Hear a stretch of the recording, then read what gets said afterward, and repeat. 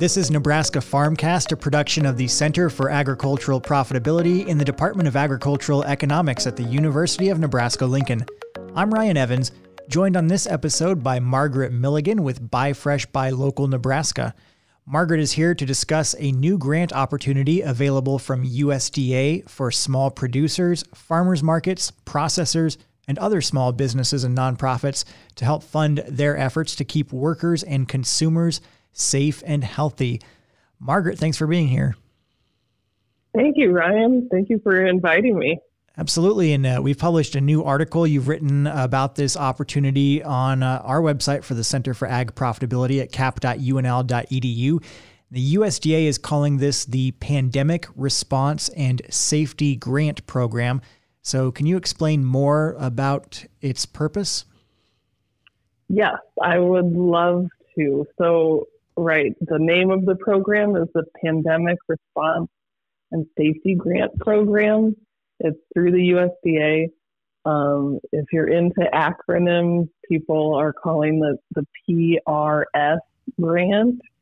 So that's just something to hold on to if you're interested in this.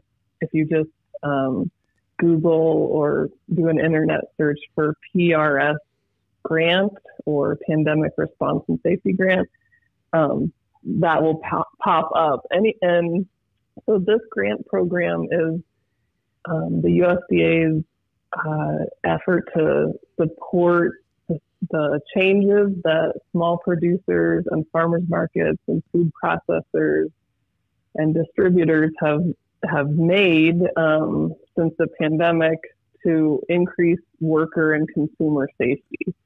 So at Buy Fresh, Buy Local, we work a lot with direct market producers and farmers markets. And since 2020, we've seen them pivot a lot during the pandemic. You know, they're like everyone else. They're purchasing more equipment. They're purchasing PPE for their workers, their customers. They're, you know, in some cases retrofitting their facilities to allow for more spacing or ventilation. They're adding online sales platforms and home delivery. And so this funding from the USDA is meant to support those pivots that have resulted in safer working conditions and a safer consumer experience. That's what the funding is in a nutshell. And as you wrote about during the pandemic here, it seems like these expenses have gone up for businesses who are trying to keep everybody safe and healthy and keep the doors open by doing that, but they're not necessarily making up for those new costs in their revenue, right?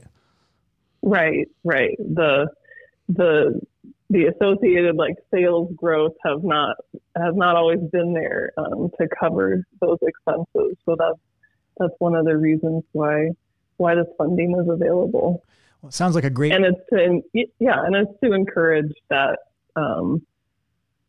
those efforts and to make sure that, you know, producers and processors continue to do those things that are keeping their workers and the people who are consuming their products safe. So great. And you've touched on it already, but can you walk through who is eligible to receive this funding? Yes. So this is the first round of funding.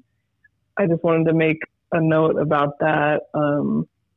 There may be future rounds of funding, but for this first round, those who are eligible include typically small scale specialty crop producers, some aquaculture producers. I know it sounds strange, but we do have aquaculture producers in the state. We have a couple of shrimp producers and fish.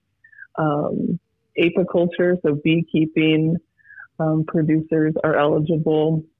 And then there's also specialty crop, meat, and other kinds of processors are eligible.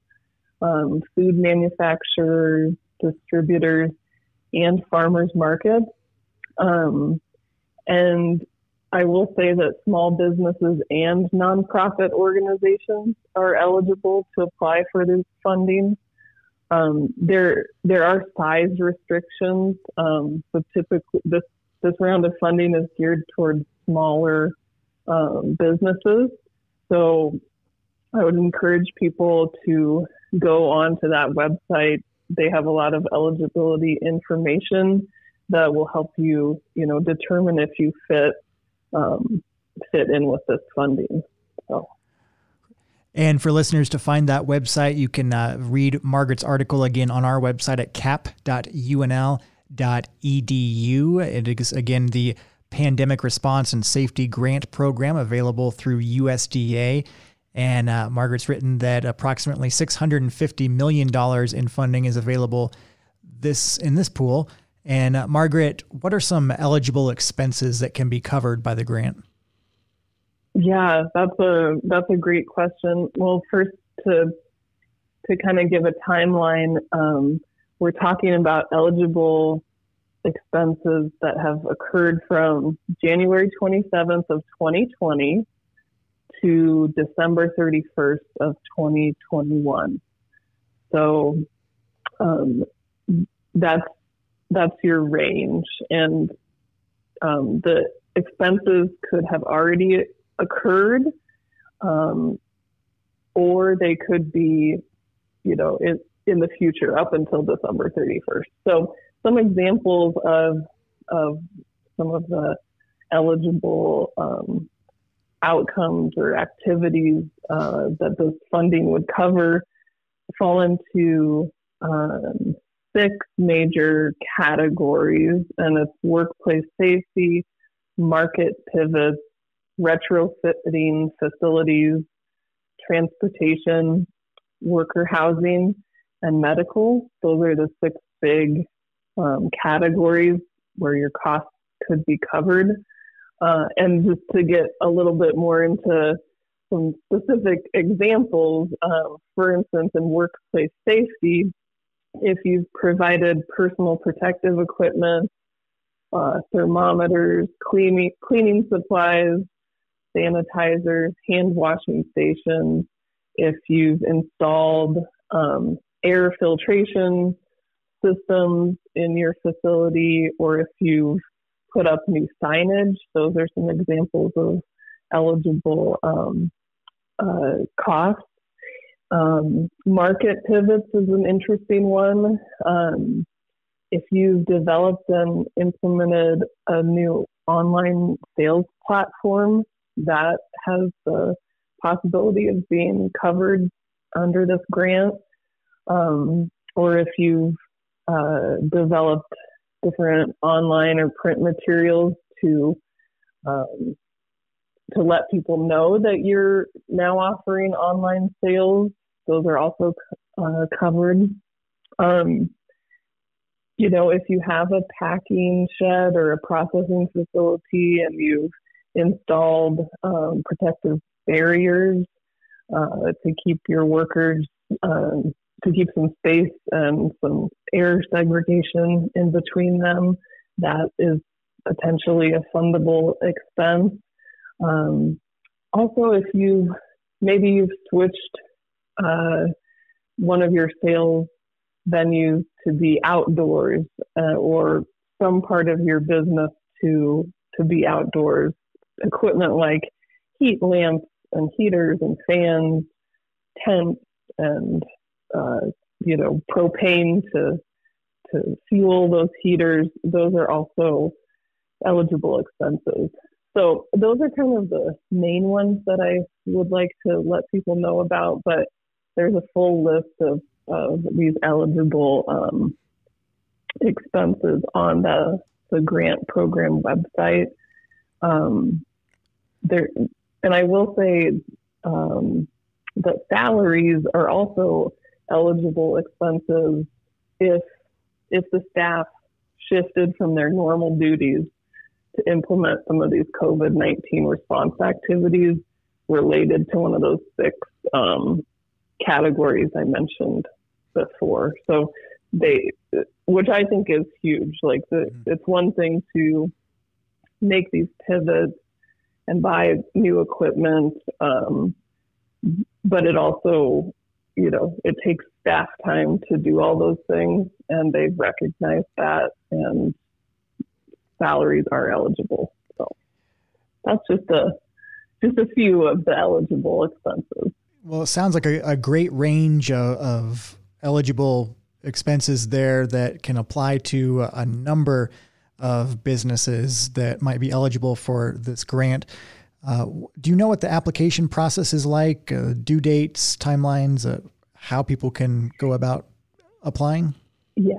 Yes. I was very excited to see this application. There was a series of listening sessions that the USDA held, and with stakeholders, so farmers and processors, et cetera, and everyone said they wanted the application process to be simple, and I think this might be as simple as I've ever seen a USDA grant. You apply by going onto their website, and there's a couple steps beforehand that you need to take care of, which is, determining your eligibility, making sure you're one of those entities that can receive funding. And then you'll need to get something called a DUNS number, DUNS number. Many farms and processors and anyone who has dealt with the USDA has this number. And you can also apply to get it. It's kind of like a Social Security number for doing business with the USDA. So there's a link on the grant program website to either look up to see if you have one of these numbers or to apply to get one of those numbers. So you determine your eligibility, you get your DUNS number, and then you apply. And the application is 2 pages, and it's just, contact information on the first page, and then how much funding you're requesting and in what categories on the second page. And that's basically it. So I just think if you've done a lot of these pivots and changes to your business, you're gonna find this application to be fairly easy. But that being said, it is still, I know that some questions might still come up. So. And applications are being accepted through November 22nd, it looks like. So yeah. Groups have until that time to complete it. And if they do have those questions about the application process, are there resources available here in Nebraska for them? Yeah, that's a great point, Ryan. There are, I would say that Buy Fresh, Buy Local, if you are the organization that I work for, if you're someone who thinks they might want to apply to this, we could help you with any questions or just kind of give you more information about this grant, or talk it through with you. If you're wondering if an expense is eligible or whatnot, we are certainly a resource, and you can reach out to me. My contact number or my contact information is on that article that you mentioned, or you can find it at buylocalnebraska.org, and several other kind of producer-focused organizations in the state also can provide assistance and support. The Nebraska Sustainable Agriculture Society and Center for Rural Affairs could also help you out. And there's also I think it's a 7-day, maybe it's a 5-day a week, but there's a helpline available it's Monday through Friday. There's a helpline available to call in with questions about this process. And I've called this number before because I've had questions and I need to find out some answers. And I've always gotten through really quickly, and the person I was speaking to was very helpful. So they want people to apply and they want to help you. So I would just take them up on that and call them or call us with any questions. All right. That's Margaret Milligan with Buy Fresh, Buy Local Nebraska. You can find out more about their work on their website, buylocalnebraska.org. We've been talking in this episode about USDA's Pandemic Response and Safety Grant, and you can find more information in Margaret's new article, again posted on our website, capcap.unl.edu. Margaret, thanks for your time. Thank you so much, Brian. Take care. You too. Nebraska Farmcast is a production of the Center for Agricultural Profitability at the University of Nebraska-Lincoln. For the latest research-based information and education resources to manage your farm or ranch operation, visit our website at cap.unl.edu. That's cap.unl.edu.